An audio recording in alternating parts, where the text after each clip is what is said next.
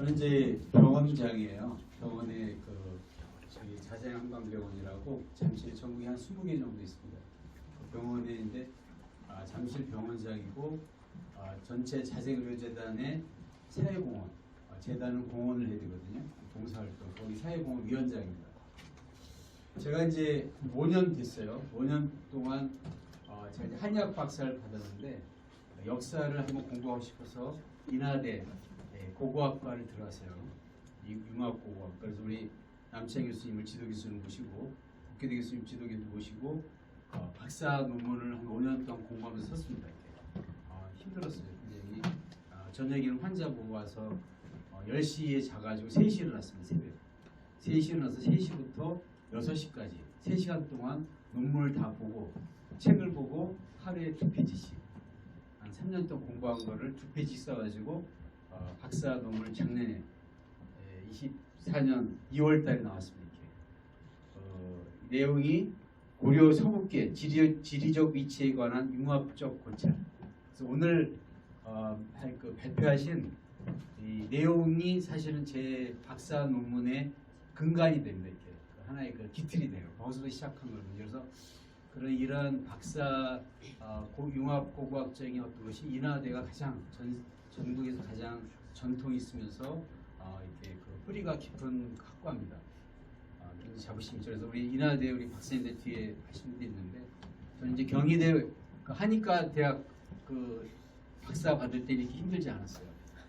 제가 5년 동안 하면서 내가 왜 이걸 하나 이렇게 그런 생각도 많이 했는데 한 5년 동안 해서 한 결과 인식의 지평선, 생각의 지평선이 굉장히 넓어졌어요. 여러분도 정치학과만 할 게 아니라 정치학과는 떨어진 역사 공부를 왜 해야 되느냐?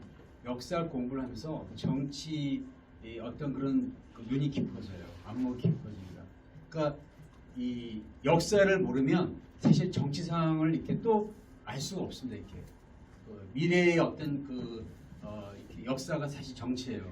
예를 들어 일본에서 독도가 우리나라 땅이다. 일본에서 이렇게 교과서에 독도는 일본 땅이다고 집어넣어서 세뇌시키잖아요. 일본 국민들. 그 친구들이 성인이 돼서 30대, 40대 됐을 때 전쟁이 일어날 수 있어요. 왜? 구구 세력이 독도를 차지하기 위해서 거기를 점령할 수가 있어요.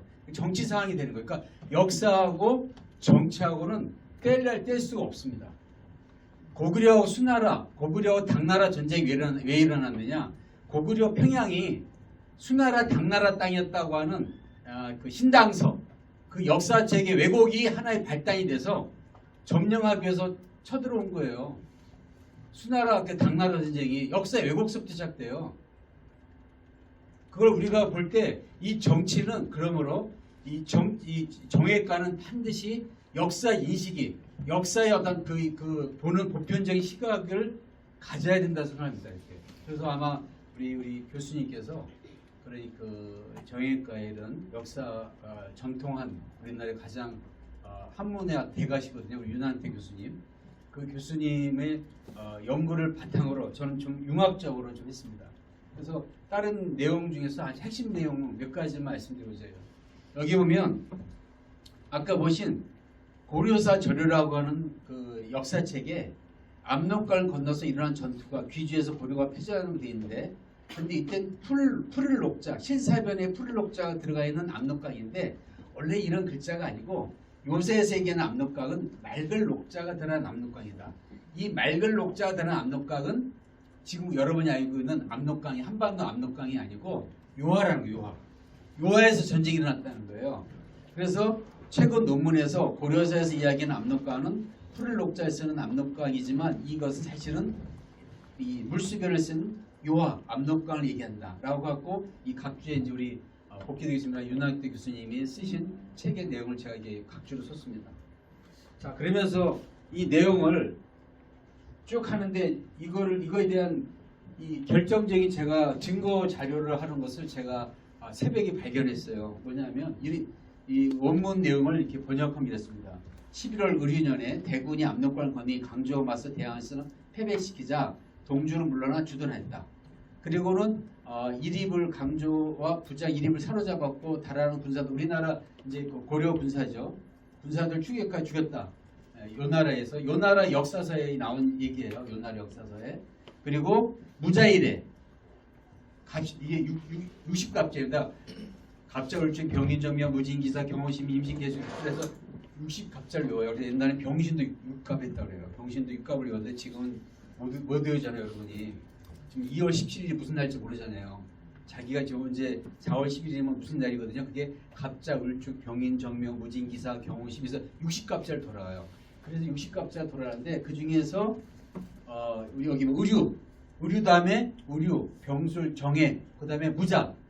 3일 뒤가 의류 다음 3일이 무자일이에요. 무자일. 갑신, 의료, 병술, 정해, 무자. 그러니까 그 무자일에 동주, 광주, 귀주, 영주를 모두 항복시켰어요. 그리고 소배합이 요 나라 장수 소배합이 노고달령에 이르니까 고려에서 표문을 써가지고 항복할게. 그리고 요 나라 황제한테 가서 이렇게 화친하기 위해서 우리 고려 왕이 찾아간다라고 하는 그런 항복 조문을 보내요. 근데 하나의 그 형식이에요. 그러니까 그걸 이렇게 조건을 요청한다는 표문을 올리니 허락하고는 군사들이 노략질 것을 금했다. 그러니까 순서로 보면 무자일에 의류를 지나서 의류년에 압록강을 지나고 무자일에 동주, 곽주, 귀주, 영주, 강동, 육주라고 하는 것을 지난 다음에 노고달령으로 가니까 이제 그만 싸우자라고 하는 이제 우리 고려에서 어떤 항복 신호를 보낸 거거든요. 이 내용을 보면 전투에서 진경로가 있죠. 전투의 진경로는 이렇게 가잖아요. 그러면 가는 도중에 강동 육주가 있고 노고달령이 있는 거죠. 근데 참 재밌게도 지금 현재 강동 육주의 지리적인 어떤 상황을 보면요. 어떤 일이 벌어지냐면요. 여기 보시면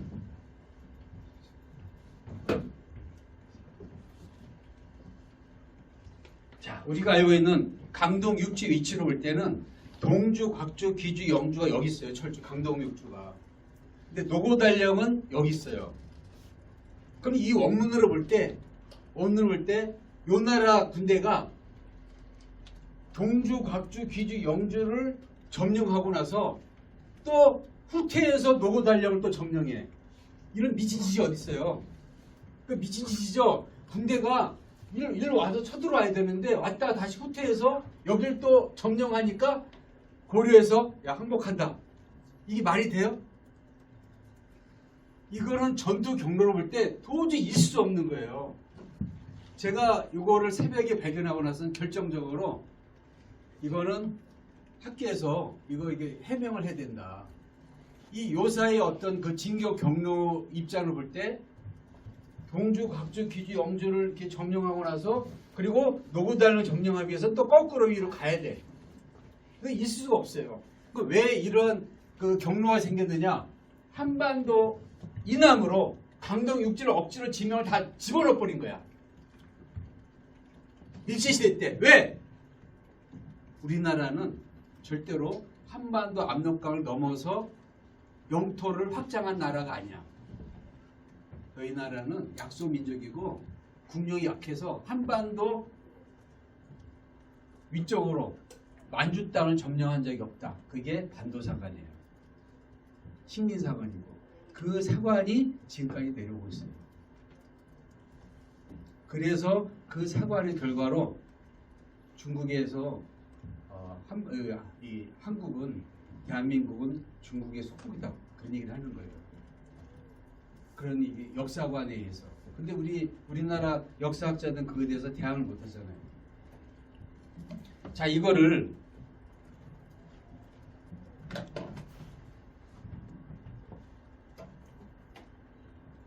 현재 알고 있는 강동 육주가 아니라 우리 남차 교수님을 위시해서 유난대학 교수님, 복귀대 교수님 한 그 전통 사학자들이 얘기하는 강동 육주가 바로 여기 이 지역이다 라고 한다면 바로 요 사에서 얘기하는 전투 경로가 맞죠? 왜? 3일 만에 여기를 지나가는 거예요. 3일 동안에. 3일 만에 영주, 귀주, 곽주, 철주를 지나서 노고달령까지 가니까 이 이후부터는 또 계속 가니까 이 이후부터 고려 땅이 더 들어오니까 좀 이렇게 화친을 하자 하니까 할 수밖에 없어요. 왜? 여기는 산이 많아요. 갈 수도 없어요. 이 거란의 기병이 여기 톱접 산중이라 가지도 못해요. 평야예요. 여기 평야이기 때문에 3일 만에 여기 다 관통한 거예요. 그러면 현재 두 가지 학설이 대두하죠. 강동육주가 바로 만주에 있느냐라고 하는 학설하고 강동육주가 한반도 이남에 있느냐는 학설 두 가지가 경합을 합니다. 여기 교수님 말씀대로 그 경합하는 두 가지 학설을 객관적으로 분석할 때 전투 경로의 어떤 위치로 볼 때, 전투 경로로 볼 때 과연 어느 게 맞냐 이거죠. 여러분들은 어느 게 맞아요? 전투 경로로 볼 때. 후자가 맞죠?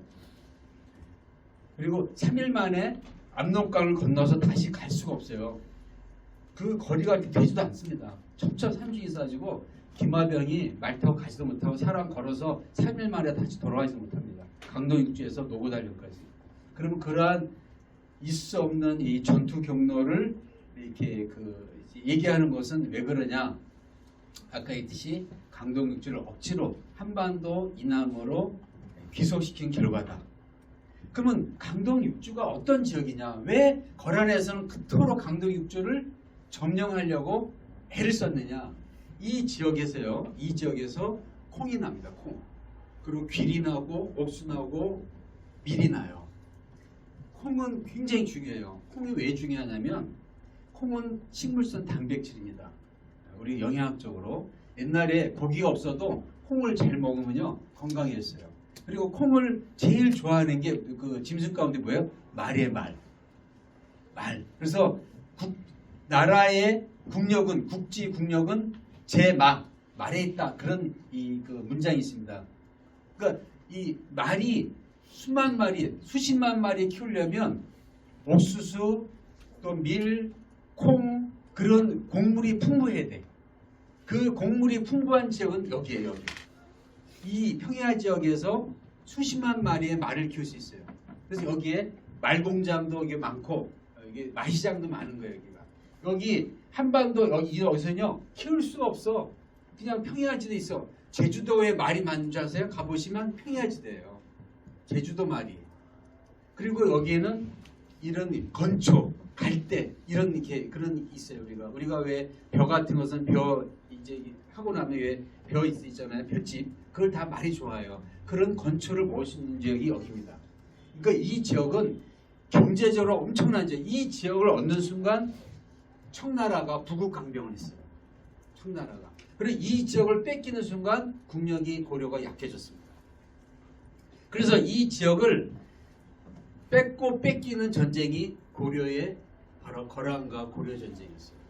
그래서 우리 남 교수님이 정치학적으로 제가 이제 처음 알았는데 알자스 로렌이라는 지역이 있습니다. 여러분 이제 배우셨겠지만 알자스 로렌이 프랑스와 독일이 차지하기 위해서 엄청나게 싸우는 지역이에요. 알자스 로렌이. 거기서 지나가는 라일강이 관통을 해요. 독일을 관통하죠. 그래서 그 알자스 로렌 지역을 차지하면 그 프랑스나 독일에서는 최고의 경제력을 얻기 때문에 100년 동안 그걸 차지하기 위해서 싸웠어요. 100년 동안. 알자스 로렌 분쟁 지역에서. 그래서 교수님이 그 지역이 바로 이 강동 육지와 같다.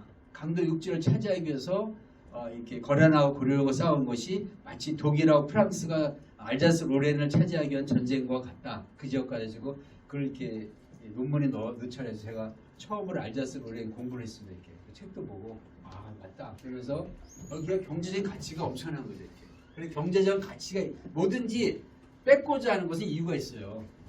경제적 가치가 있기 때문에 뺏고자 이제 여기 사막이고 먹을 게 없으면 이 병력을 일으키지 않습니다. 결국은 경제 때문에 이게 싸우는 거고 그리고 그것을 뺏음으로써 국력이 강해지기 때문에 강동육지를 위해서 이게 많이 고려와 거란이 싸우기 시작한 겁니다. 자, 이상 제가 이제 이 박사 논문에서 융합적으로 한 거 경제적인 것 관찰과 정치적인 군사적인 관찰을 두 가지 통해서 이제 저 논문을 썼는데 이 논문의 이제 바탕은 아까 1차 사료를 나온 우리 선배 분들의 어떤 그런 노고에 힘입어서 제가 했습니다. 제가 이제 우리 정형외과 우리 학우분들한테 부탁드리고 싶은 것은 그 정치 의 어떤 그 눈을 뜨려면 역사의 어떤 그런 거에 조금 더 이렇게 깊이 있게 뭘 바라보는 눈을 뜨셔야 정치의 어떤 그런 눈을 뜬답니다. 눈을 뜰 수 있습니다. 정치는 결국은 사람 사는 생활 아니에요. 사람을 잘 살게 하기 위한 거예요. 그럼 사람을 잘 살게 하는 이야기가 역사입니다. 그러니까 요 나라도 우리 입장에서 볼 때 요 나라를 원망하지만 요 나라 입장에서는 강동육지를 차지해야지만 요 나라가 더욱 강경하기 때문에 그 나라를 차지해서 온 거예요. 사람 살기에 좋은 그런 위치고 그런 그 생활 터전이라는 거죠. 그리고 그 생활 터전 속에서의 어떤 벌어지는 그 양상, 그게 분쟁이고 전쟁이고 갈등이죠, 사실은.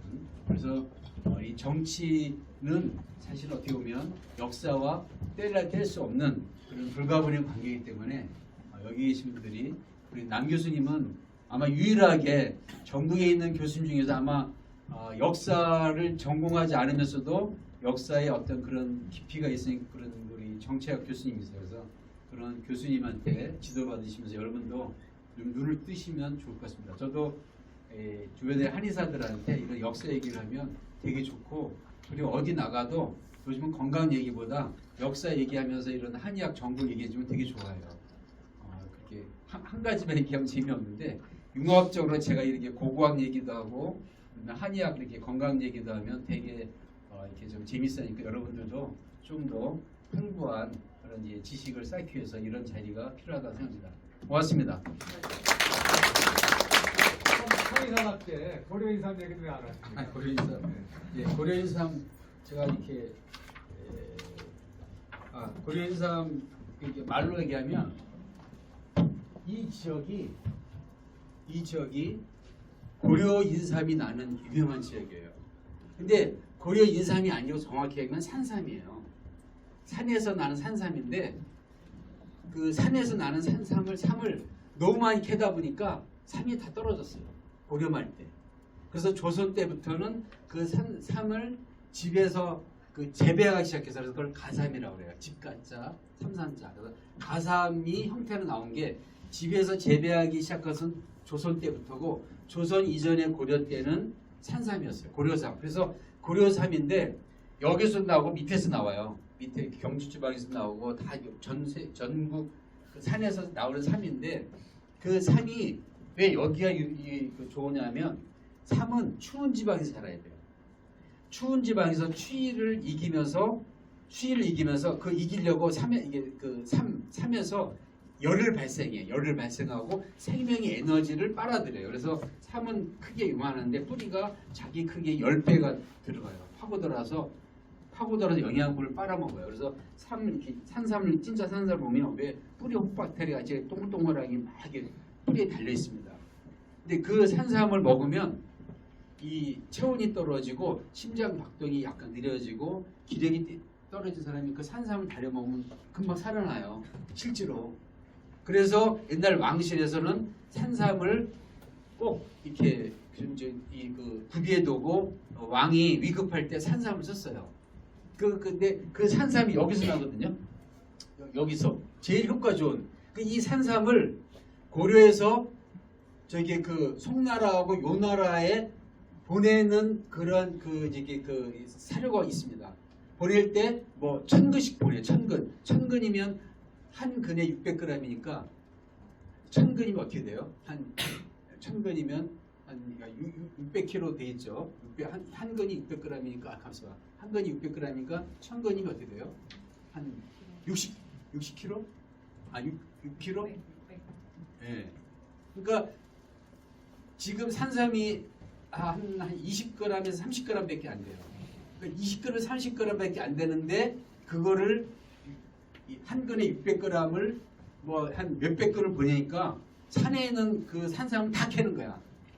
다. 그래서 씨가 말랐어. 그래서 지금 산삼이 없어요. 그래서 어떻게 하냐면 산삼을 일부러 그 산에다 심어. 그리고는 한 10년, 20년 있다가 신밭다고는 캐요. 예. 그래서 산양산삼이라는데 지금 산삼이 다 그래 사실은. 자연삼이 아니라 자기가 아는 장소에 몰래 심어. 그리고 한 10년 있다가 삽을 캐. 그런 신받다 막 그러거든요. 그는 그걸 한 5천만 원에 팔고 막 1억에 팔고 그래요. 실제로 진짜 자연산 산삼은 다 사라졌다 봐야 돼요. 이게 자연삼은 새가 삼을 먹고 그 똥을 싸. 그 삼씨가 날아가다 똥을 싸서 그 삼씨가 떨어져. 그 떨어진 곳에 나는 그 삼이 자연삼이라고 그래. 그 천삼이라고 그래. 천삼.